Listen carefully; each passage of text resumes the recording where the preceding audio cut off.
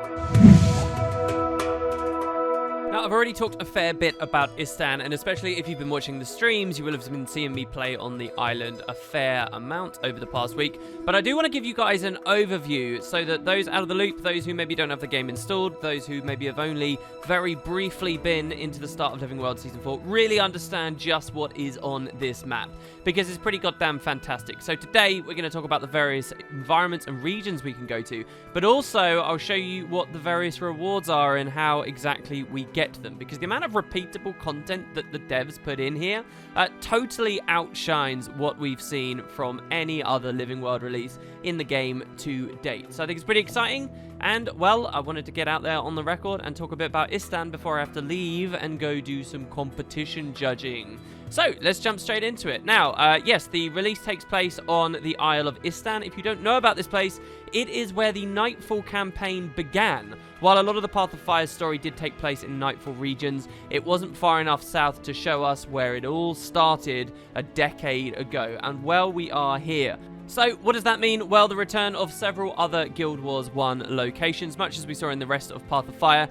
The Plains of Jarin do make a reappearance, except now they are a tar-covered craterland. The Turia Fields are basically called the Turia Cliffs, and the environment is pretty much completely changed. The Turia Fields, actually, or Cliffs as they're now known, is the very, very, very start of Nightfall. Like, if you made a new character in Guild Wars 1, you would start here, but now it's like a crazy, weird cliff place. It's actually kind of profound to stand there in this footage you can see in the background. For me, and especially, I guess, as just Guild Wars 2 development is concerned, because it's so rare to get this experience. Like, in 2012...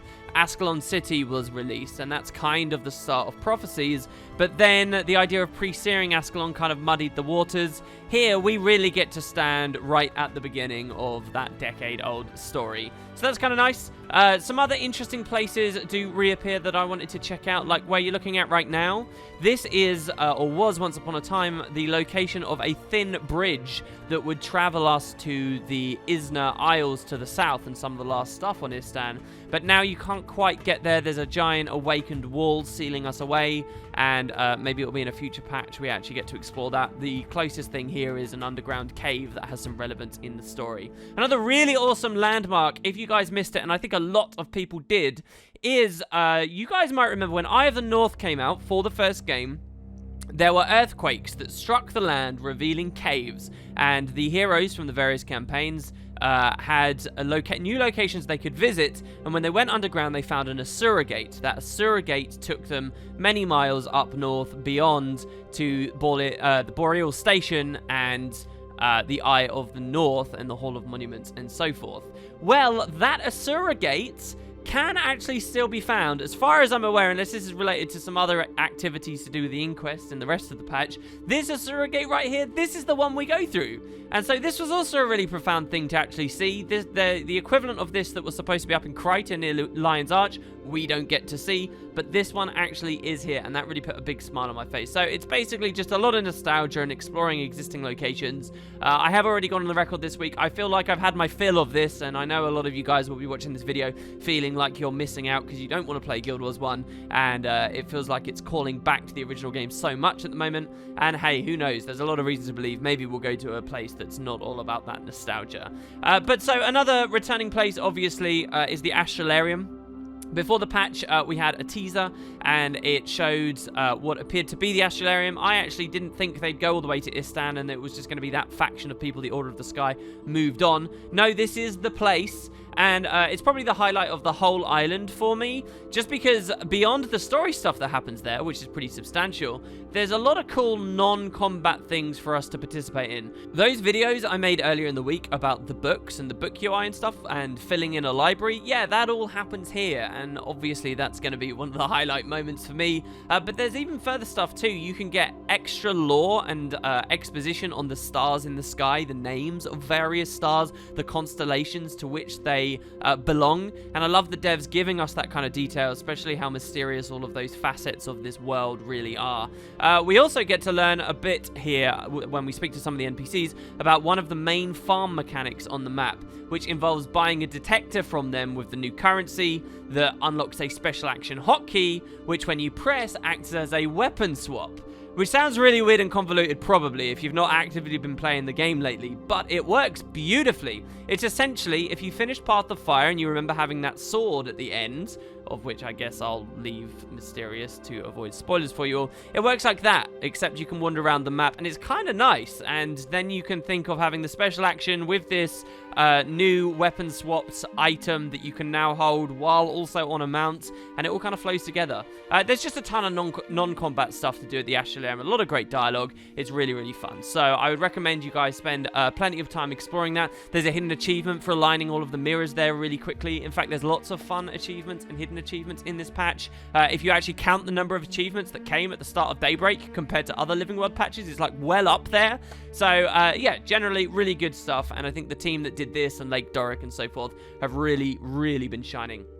Beyond the Astralarium, there is another returning location that was kind of an outpost from the original game. This will be the last one I talk about. It's Champion's Dawn. So it is a waypoint in Guild Wars 2. The idea in the sequel now is that it was a town that was very recently sort of freed from the Awakened, the people there, by the Sunspears during the Path of Fire timeline and the Balthazar campaign, and now it's like a hotly sort of fought over contested area where you can sort of see propaganda and interesting things going on there. There really isn't too much more though, and it's a bit of a shame. I like Champion's Dawn in the first game. Here's the description of it from back then. So this is 250 years old, Champion's Dawn, I'll read to you here. Situated near the mineral-rich cliffs of Dodjok, which, by the way, we can't access in Guild Wars 2. Champion's Dawn is the base of operations for the Istani Society of Engineers and Architects. The stone and gems quarried here have fueled Istani architecture for a millennium. The primeval style has so deeply impacted modern Istani builders that the society has a long-standing rivalry with the excavation corps over the status of the ruins to the west. None of that stuff really resurfaced 250 years later, unless I'm missing things. But there is a very cool like tomb area you can visit, and a graveyard, and lots of achievements and collections and things, and reason to wander around. So, there you have it. There's also the Zelen Breach you'll see on the map here, just FYI, with a very cool waterworks plant place where it looks like you might want to hang out on a rug and just sleep and have fun. In the original game, there was a place called the Zelen Reach, not Breach, just Reach. But that was to the west of the Astralarium, which is not available for exploration in this patch. And now we have the Breach to the south. I don't really think it matters that much. There you go. One of the last big places, and it's kind of new really, is the Corsair Flotilla. So obviously this is Guild Wars 2, we can swim, we have skimmers to go out into the waters. Really interesting experience here with the waters because it's the first time since they can assume everyone has a skimmer that they can add a lot of water around. And it's a bit like in Season 3 where they add water to the maps but they're not the emphasis of like combat, and especially underwater combat isn't a focus. Same thing here in Istan. I spend a lot of time around the water but usually it's on the surface because I'm on my skimmer, and very rarely I've actually swam down. Very few of the achievements, very little stuff actually makes us want to do that. And I think that's a good balance for most players who, as we all know, don't necessarily like underwater combat too much. But there is a Corsair Flotilla out there. The Corsairs do take a pretty prominent role in this patch, and I don't think they were very well introduced in POF. So if you don't know about the Corsairs, as far as Alona is concerned, how about, again, we go back to Nightfall and read their 250-year-old lore. So this is on the Corsairs, guys. On land, Ilona's laws are defined and enforced by its 3 provincial governments. Life at sea is different. On every ship, a captain's word is law, and many sailors follow their own personal codes of honor. Corsairs live outside the law, whether they're standing on solid ground or the treacherous deck of a fast ship. As a matter of survival, each one recognizes the code of the Corsairs, although many disagree on its particulars. The most important concepts in the code are loyalty to one's captain and the conditions under which you can justifiably mutiny, fair methods of distributing wealth and the best times and places to steal it, and honorable ways of resolving differences, as well as the best ways to cheat in a duel. Land dwellers are often baffled by the inherent contradictions of this code. No matter how a sailor defines a personal code of honor, Corsairs unite against their common enemies, setting aside all differences. The code has kept the Corsairs around for generations, passing on traditions, superstitions, and contradictions from one generation to the next. The Corsairs have remained free by learning to survive in treacherous waters, sailing where the Istani will not or cannot follow.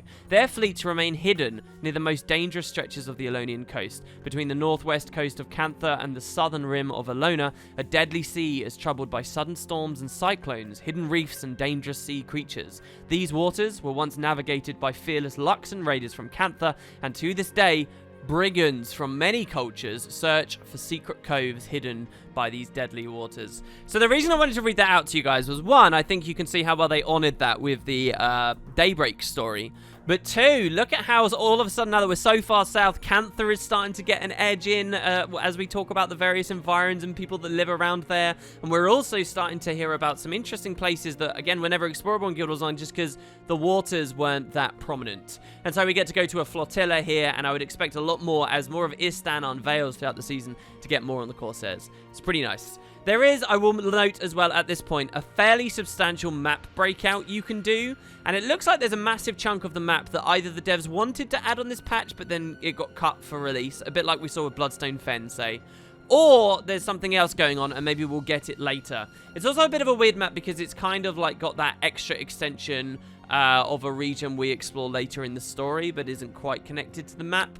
Which I'll talk more clearly about when I start touching on the story, but there you have it. So pretty big map, pretty exciting, and I already talked about, you know, how it feels to explore Overmount, so we won't retread all of that old ground from that previous video. I guess there's a lot of speculation, last of all, with Istan, that it could be just expanded on dry stop style this season instead of just totally new maps being added, and I can definitely see that, especially with the grand size of all the other Path of Fire maps. I can imagine maybe they keep going, but either way, I don't think I'm really that concerned. So let's talk a little bit about the rewards on the map and what we're going for as we play, because a lot of you guys might see this and think, okay, cool, it's an interesting place, it's got cool lore, but what's my incentive to actually get in there?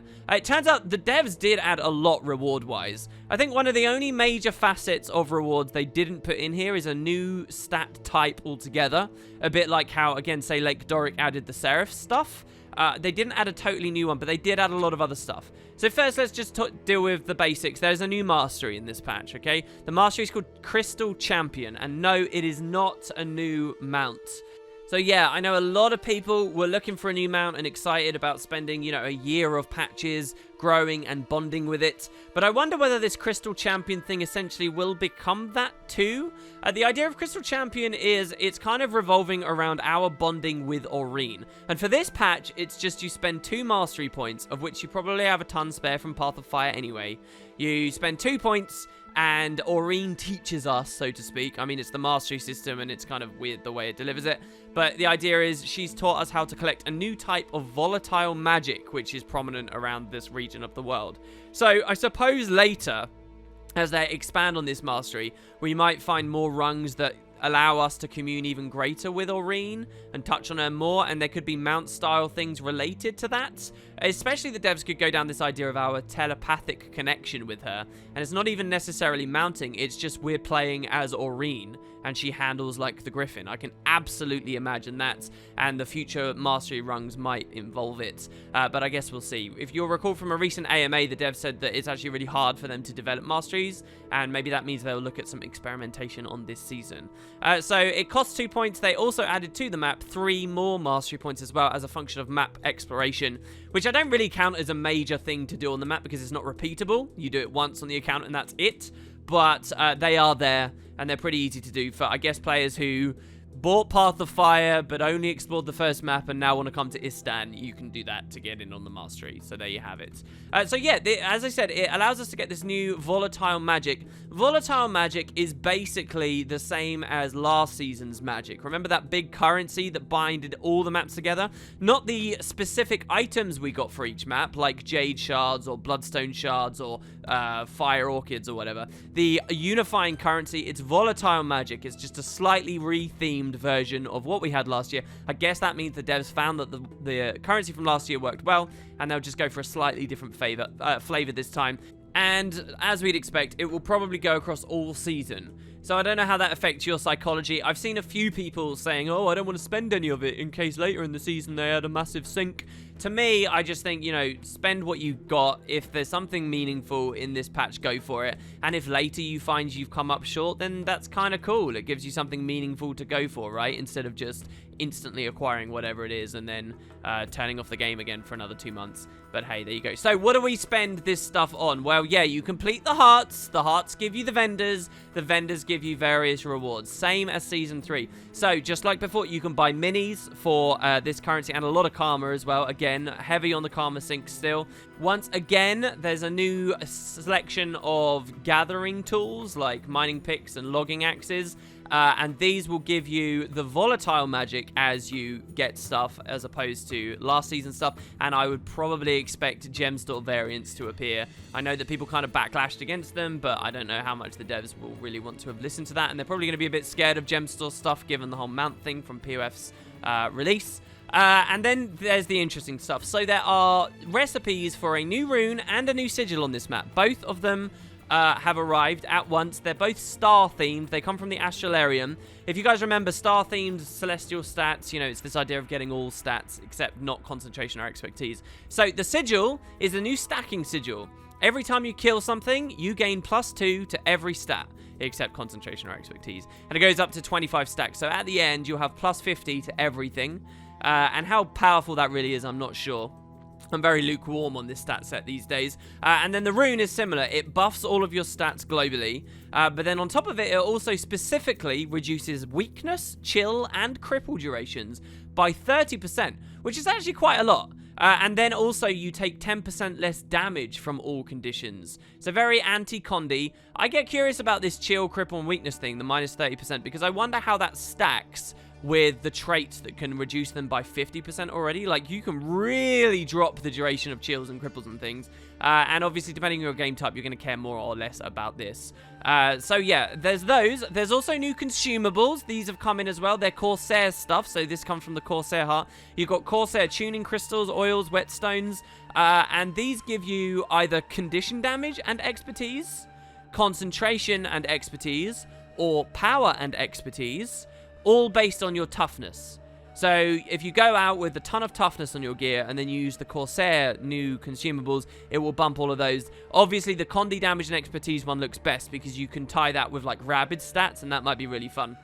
Or any other toughness-loaded Condi set that's out there in the game. And the other ones feel a little bit redundant, but there you have it. So also from the hearts, you can buy 5 Krautkatite. Yeah, so Krautkatite is like the Fire Orchids or like the Bloodstone Shards. You can get 5 from it. Actually, you can get a bundle, which I think is worth 25. And the Krautkatite is what you use for a lot of the other rewards, right? You can turn it into ingots, Krautkatite ingots, or just generally trade it around. All those recipes I talked about a second ago for the runes and the sigils and so forth, yeah, you use Krautkatite in those. So, this is what's kind of cool. There are 2 full new weapon sets to farm on this map. Now, as far as I remember, Season 3 never did anything like that.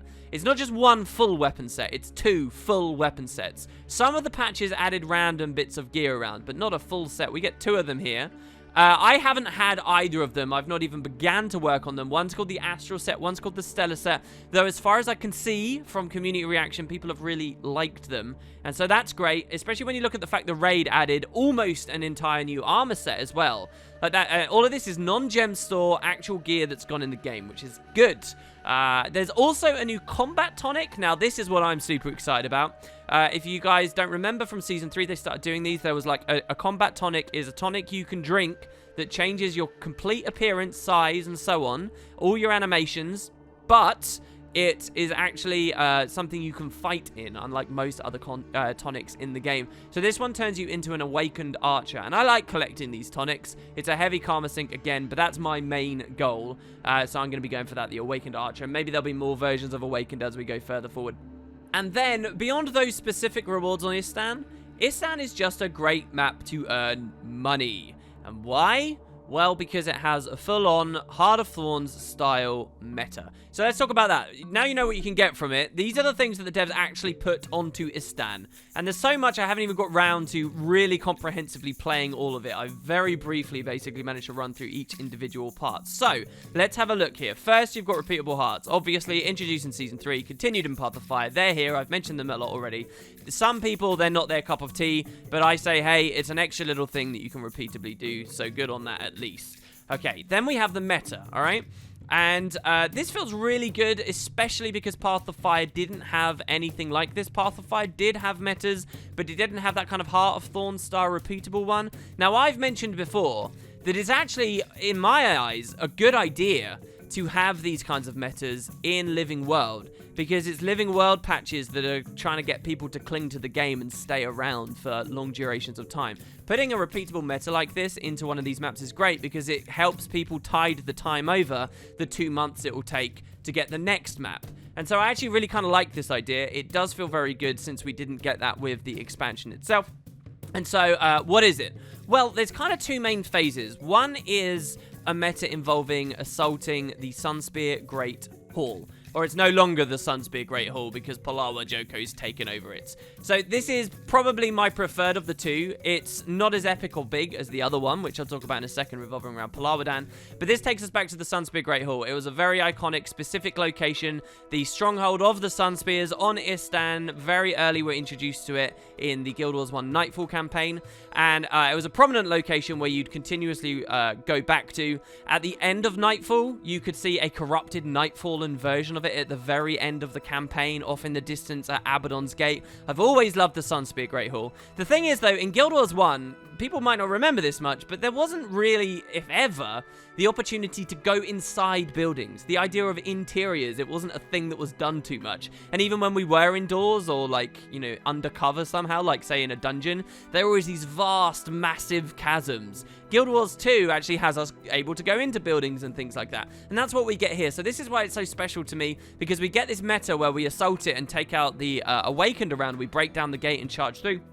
But then the doors open, and you actually get to go inside this building that we hung around loads of ages back, and now we get to see what it was like on the inside. This is where Marla, the character we meet in the accompanying Fractal, reappears. And what's really interesting about this is she has the same abilities and capacity to fight us as she does in the Fractal, except now she's balanced for, you know, an entire map-wide Zerg to take her on. And it scales really well. So you get to fight her. Now, the way that these metas work, okay, is as you progress through them, chests start spawning on the map that you can press F on and gather. So remember in Auric Basin, how after that meta ends at the end of the Octavine, you could run through the Golden City, pressing F and gathering all these things? Well, that happens again, but now, instead of loading it all at the very end, they're just kind of constantly spawning, even as you make incremental small progress. And I think the reason the devs have done this is so that it doesn't feel bad if the overall meta fails in the end. If, say, we weren't able to kill Amala, at least there was still a lot of chests we managed to spawn en route to her, and people still feel somewhat rewarded. So that idea of a very hard and fast meta and then reward phase, that doesn't kind of exist anymore. Once Amala dies in the Great Hall, more chests do spawn, and you get a little while to gather them before the hall closes off again and everything repeats. But it's kind of a bit more emergent this time, and you just can grab stuff. There's also some nice little bonuses on the map, right? So the chests appear on the mini-map now. You press F on them, and once you've claimed that specific chest, it will disappear, so you always know exactly what loot you've got. All the loot you're getting is unidentified gear, which people were a little bit wobbly about right when Path of Fire came out, but I think has really come into its own on this patch. I have been farming and playing on this patch for many hours in a row, and my inventory's never filled up, because you just keep stacking up unidentified gear, and then at the end you just go for this beautiful long salvage fest where you get tons of materials coming in. All of that stuff's finally started playing on top of one another, and the metas feel really solid as a result. Good mechanics in the fights there too. So that's one of them. Once the Great Hall is done, there's another meta that occurs involving Palawadan, the Jewel of Istan. So this is Joko's taken over the original capital city, Spamadan as we knew it in GW1. And instead of us just standing around and chatting, and it's kind of a new version of Divinity's Reach or a racial city, which I was kind of hoping the devs would do, but I guess they're just set on the idea of having the 5 up in core at plus Lion's Arch, and they'll leave it there.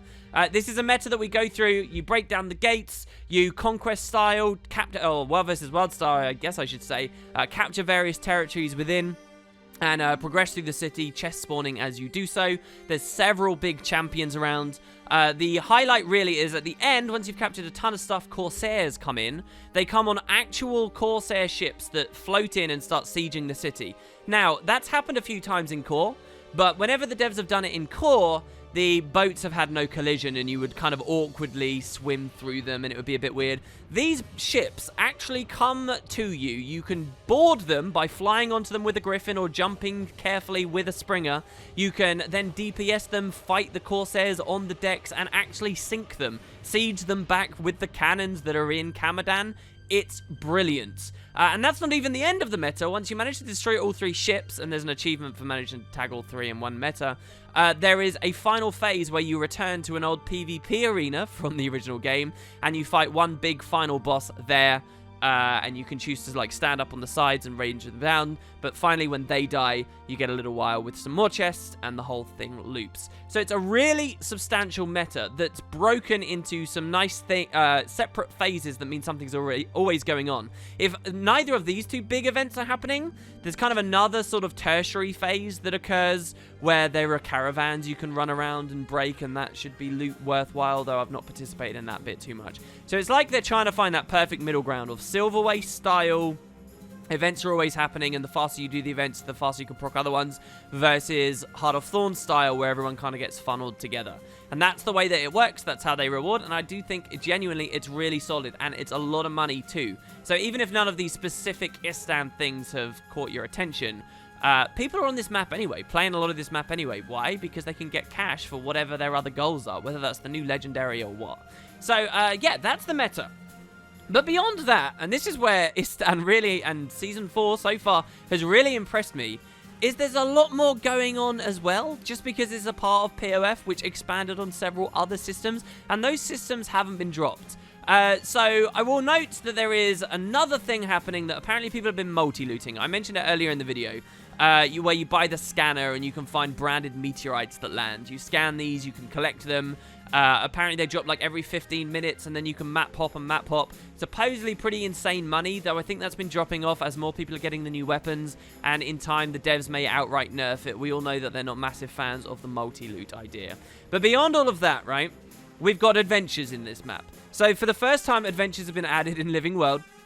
I'm really happy to see that because, again, just as I mentioned with the meta thing, I think adventures are a really good thing to tie to Living World. I think it's a shame that Season 3 never did it, because adventures are like one of those things where you kind of want to go back every day and experience the daily and get a little bit competitive about.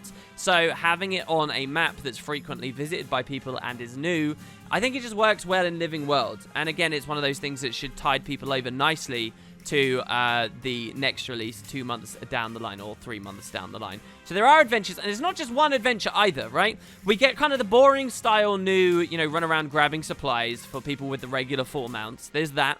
But then they added 2 Griffin flying adventures as well, and those I've really enjoyed. My main problem with the Path of Fire adventures also was that they were too easy. You got the gold just thrown at you instantly. And one of these adventures I actually really had to work on the gold for.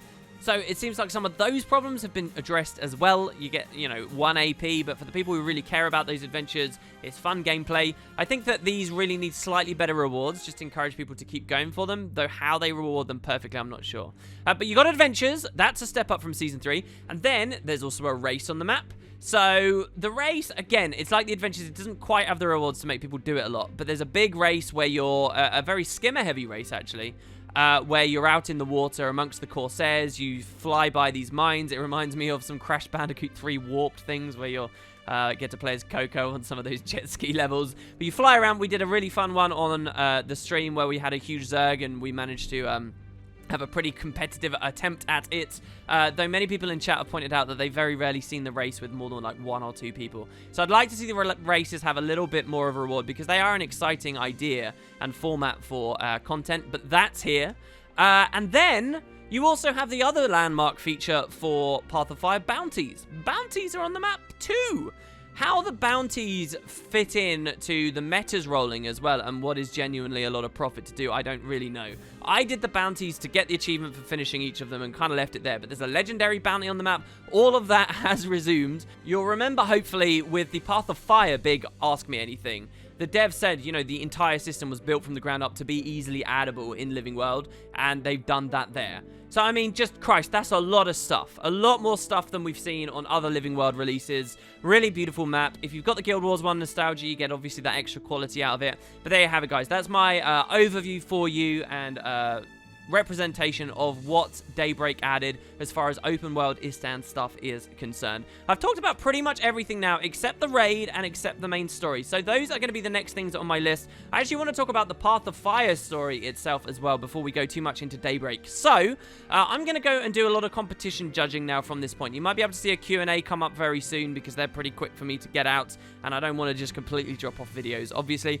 But I'm going to do the judging, we'll wrap the competition up, and then I think you're going to see me talking a lot about story, and we may even rewind the clock right back to the start of POF. We'll see how things feel. But there you have it, guys. That is Daybreak. I hope you've enjoyed. Thanks very much for tuning in with the coverage as this came out. Let me know what I've missed, especially I know there's some mechanics to do with the branded meteorites and stuff I'm still lacking on. And hopefully I'll find the time to grind out the raid as well.